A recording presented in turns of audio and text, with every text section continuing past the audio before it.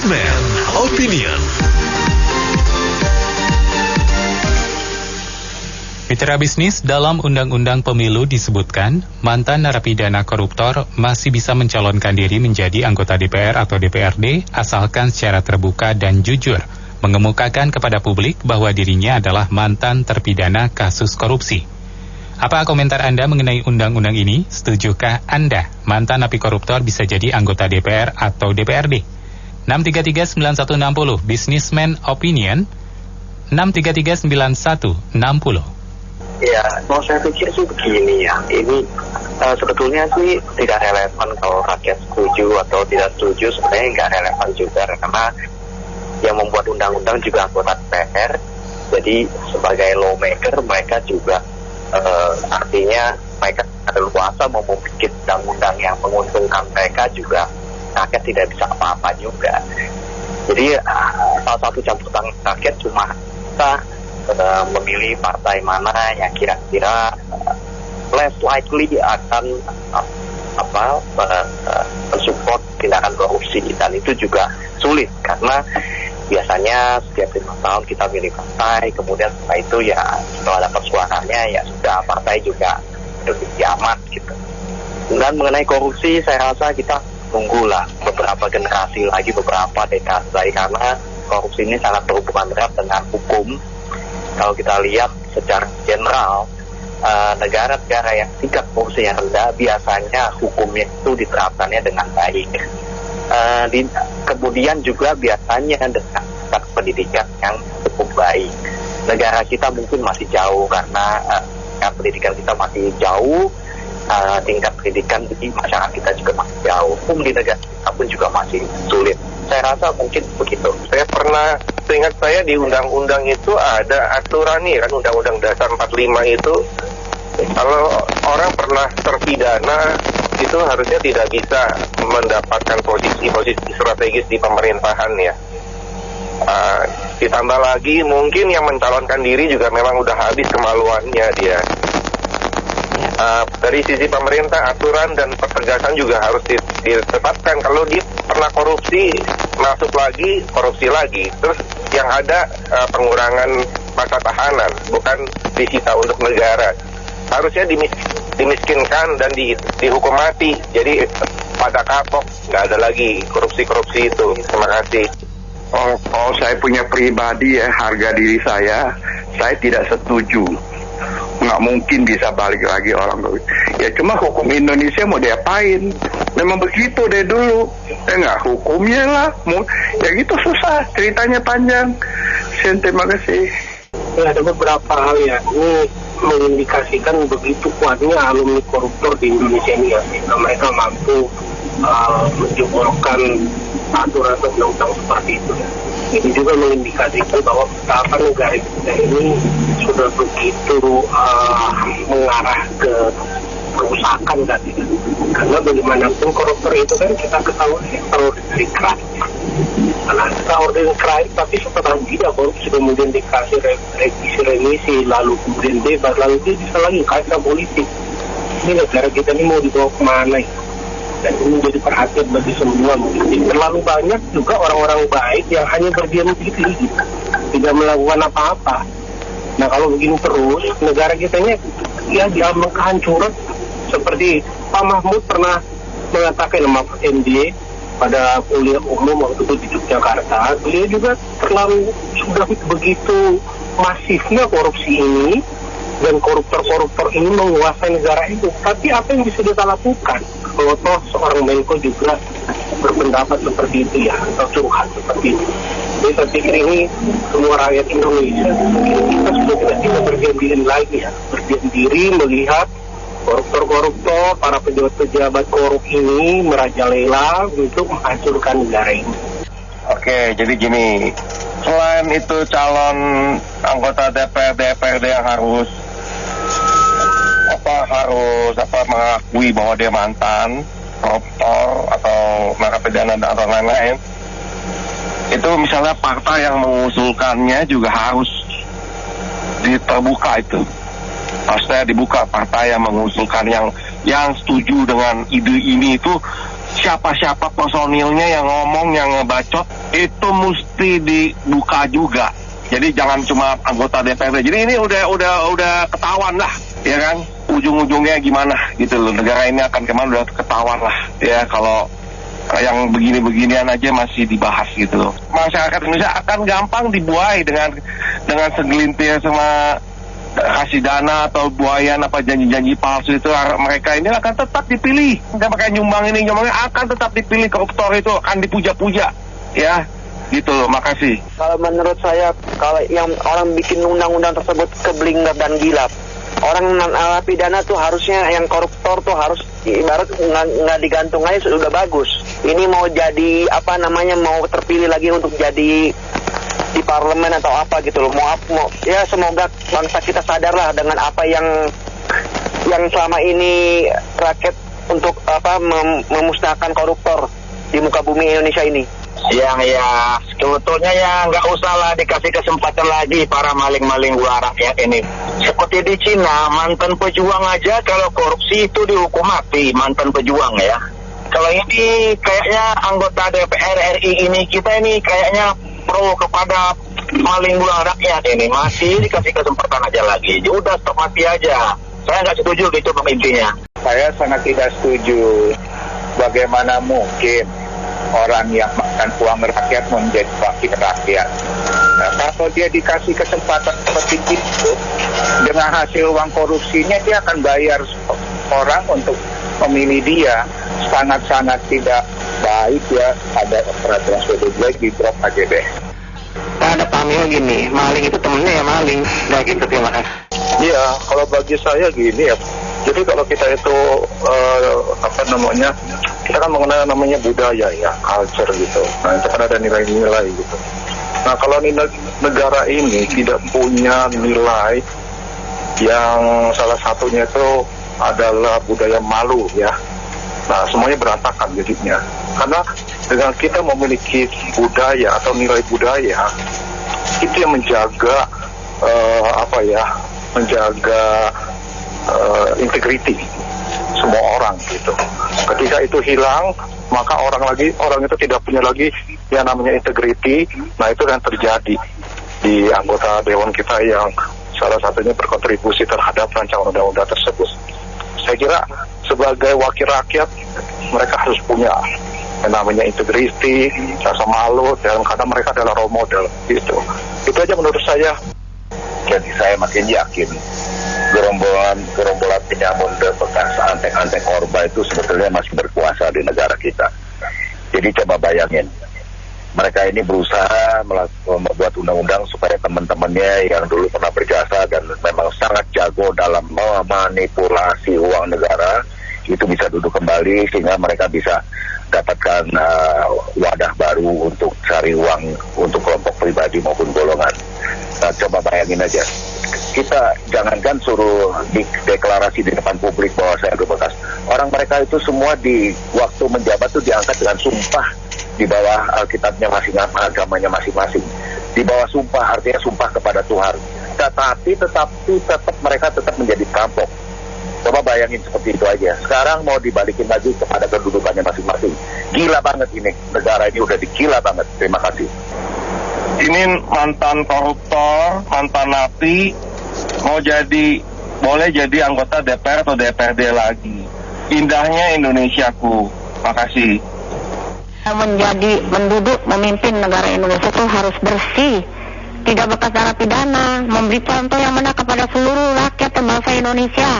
Perbuatanmu, kelakuanmu, jangan yang bekas narapidana, bekas korupsi bisa jadi lagi bagaimana itu? Nanti kalau jadi pejabat dia korupsi lagi dong. Banyak-banyakin dong uangnya. Buat nanti bisa jadi lagi gimana? Negaranya hukumnya harus tegas dan jelas. Baru bisa maju gitu aja. Kita gampang saja ya. Kehidupan kita sehari-hari, kita mau melakukan kejahatan sesuatu apapun, kita pertama melakukan itu kita berdebar-debar, takut bawaan kita gini-gini. Tapi kalau kita sudah berjalan dengan baik melakukan hal-hal yang buruk, kedepannya mereka akan berbuat lagi. Apalagi nih napi koruptor, mereka mengambil uang rakyat aja sampai rakyat jutaan terlantar, nggak peduli mereka. Yang penting mereka senang. Apalagi nanti mereka diaktifkan kembali, nanti mereka akan berhitung lagi. Kemarin saya ketangkep berapa miliar saya habis. Sekarang saya mendapat dipilih lagi oleh rakyat saya harus kembalikan uang yang saya kemarin keluarkan lagi. Begitu saja. Jadi kita rakyat Jakarta berpikir kita melakukan perbuatan hal-hal yang busuk, itu kita pertama melakukan itu berdebar-debar jantung kita, itu orang baik ya. Tapi kalau mereka udah berbuat satu kali jalan, selanjutnya lancar mereka itu, enteng semuanya apa yang mereka lakukan, kebusukan mereka. Gitu saja, makasih. Assalamualaikum. Menurut saya gini ya, itu undang-undangnya agak sedikit aneh ya, dalam arti kata bukan sedikit aneh sih, sebenarnya sangat-sangat aneh gitu. Mengizinkan seorang mantan korupsi, mantan narapidana untuk ikut. Ya bukan masalah hak asasi atau apa ya, tapi sekarang balik lagi, dia korupsi, dia mikirin nggak hak asasi orang lain yang korupsi gitu loh, ya kan? Itu yang pertanyaan yang buat pihak Bawaslu gitu kan. Yang kedua, sekarang apa ada orang mantan narapidana yang ngaku saya mantan narapidana yang pasti jujur-jujuran dan ini saya dizolimi katanya. Gitu kan, makanya agak sedikit aneh sih, maksudnya kok nggak dibikin apa pada saat pembuatan undang-undang ini emang nggak dipikirin apa bahwa dipikirnya apa sih gitu loh, cuma karena masalah haknya doang, pikir dong hak orang lain yang dikorupsi, gitu kan. Terus itu yang menurut saya yang agak aneh makanya gitu loh, makanya gimana negara ini mau maju gitu loh kan, korupsinya udah korupsi udah ketahuan tapi masih diizinkan dengan asumsi rakyat pasti akan menilai dan rakyat pintar, rakyat Indonesia udah pintar kok, sudah bisa menilai, sudah bisa memilih. Bukan begitu, kalau kitanya di bawah seluruhnya bagian yang harusnya mengatur gitu loh. Itu tapi ngatur caranya begitu, gimana rakyat Indonesia mau pintar juga gitu loh. Sedangkan di atasnya kayak kelihatan bodoh gitu loh. Jadi menurut saya, terima kasih. Kalau saya sih biarkan saja itu daftar itu. Tinggal kita lihat sekaligus untuk tes case masyarakat Indonesia itu sebenarnya sampai mana sih. Kalau memang dia terpilih lagi ya berarti ya memang gitulah masyarakat kita. Masih segitu-segitunya gitu loh. Mau berharap yang seperti apa ya tetap aja kalau masyarakatnya begitu. Karena apa? Yang milih kan masyarakat gitu loh. Ini yang problem kan. Orang yang ngerti ada berapa, yang nggak ngerti ada berapa. Dari situ kita bisa pakai sebagai test case aja sebenarnya. Kalau koruptor kan, kalau mau ngomong moral kan ya mestinya dia nggak nyalonin walaupun boleh gitu loh. Tapi yang namanya orang Indonesia ya itulah Indonesia. Iya, menurut pendapat saya bagaimana caranya? Apakah dijelaskan? Apakah dia sebelum kampanye harus selalu menyatakan saya mantan koruptor? Mungkinkah itu? Jadi membuat undang-undang itu adalah DPR juga. Kita bisa menduga-duga kenapa bisa ada aturan ini. Makasih. Kalau saya lihat sih undang-undangnya bagus saja, tapi pelaksanaannya itu yang menjadi masalah. Ada nggak orang yang bekas perampok, pencuri, dia mengungkapkan bahwa aku bekas perampok, pencuri, pembunuh sekaligus itu. Ada nggak? Apalagi ini menyangkut dengan pada saat kampanye seperti pembicara pertama ngomong tadi gitu loh. Ada nggak? Saya yakin tidak ada orang seperti itu, Bu. Undang-undangnya sih bagus, tapi pelaksanaannya, Bu, ya. Saya kira begitu aja, saya cuma nggak tanggapin, Bu. Ya, jadi nggak mungkin lah orang seperti itu, Bu, bisa menarik perhatian pada rakyat sambil dia ngomong saya ini bekas pencuri, perampok, dan ininya juga koruptor. Oke, itu nggak mungkin. Ya, terima kasih. Ya, saya bingung ya kalau di luar negeri itu kalau misalnya tentang korupsi langsung mengundurkan diri gitu loh. Kalau di sini ini malah nggak ada malunya gitu. Seakan-akan mungkin menganggap ya semua juga begitu kali ya. Jadi saya nggak perlu ikut merasa malu atau merasa bersalah gitu loh. Udah itu saya juga bingung ini mewakili rakyat atau enggak gitu loh dibikin undang-undang ini. Coba ditanyakan kepada rakyat apakah semua setuju. Saya nggak merasa kayak nggak terwakili deh gitu loh. Oke, makasih. Iya, saya pikir ini kacau juga nih yang buat undang-undang DPR, pelaku koruptornya juga DPR. Kalau bisa ini undang-undangnya diganti, rakyat juga bisa demo atau mahasiswa juga lebih baik ngurusi demo yang seperti ini. Terus kemudian yang kedua ini, kemarin kalau di negara lain kan ada itu, kalau koruptor dipotong tangan, pencuri dipotong tangan. Nah ini kita mungkin awalnya mungkin dari jari aja lah, satu-satu jarinya. Jadi kalau sudah ketahuan jarinya kepotong, lah itu koruptor. Terus ya sama saya nggak boleh, sama usulan saya kalau bisa itu ada penjara seperti di Nusa Kambangan itu khusus koruptor, biar mereka belajar hidup susah kan. Mereka akhirnya dimiskinkan, mereka hidup dari nol lagi, bercocok tanam lah, mereka taruh di pulau tersendiri. Dan kayak Indonesia nggak ada orang lain aja, 270 juta penduduk, banyak yang bagus. Indonesia mau jadi negara maju, pemerintahnya bagus, DPR-nya malah terbelakang. Terima kasih. Kalau saya sih sangat tidak setuju ya undang-undang seperti itu ya. Kalau bisa ya diganti lah, kita cari orang-orang yang bersih. Kita lagi bikin yang bersih aja, masih yang koruptor itu masih lolos, apalagi itu terus terang undang-undang begitu. Terima kasih. Saya tidak setuju ya kalau laki-laki koruptor itu diberikan kesempatan lagi, karena mereka kan telah membuktikan bahwa mereka sebenarnya tidak jujur dan bertindak kriminal. Nah, dan hal ini berbahaya karena kalau kita tahu bahwa pemilihan anggota DPR, kadang-kadang kan masyarakat yang memilih juga tidak tahu apa yang dia pilih, kan memilih partainya saja. Dan partai ya kita tahu bahwa dia bisa mendapatkan turutan sesuai dengan keinginan partai. Jadi kita harus hati-hati. Kalau tidak kan bisa terpilih, kemungkinannya terpilih kan ada. Karena ya mungkin kalau ditempatkan di nomor 1 atau 2 yang tinggi ya kemungkinannya dia bisa terpilih. Dan masyarakat juga tidak tahu dan banyak yang tidak kenal juga, tapi mereka hanya memilih partai. Jadi bahaya sekali. Terima kasih. Tidak setuju batalkan itu wacana untuk membuat undang-undang itu. Sedangkan kita mengusulkan kepada pemerintah dan DPR buatkan undang-undang yang baru, yang berat buat para koruptor, yang mana bila perlu potong tangan, potong kaki.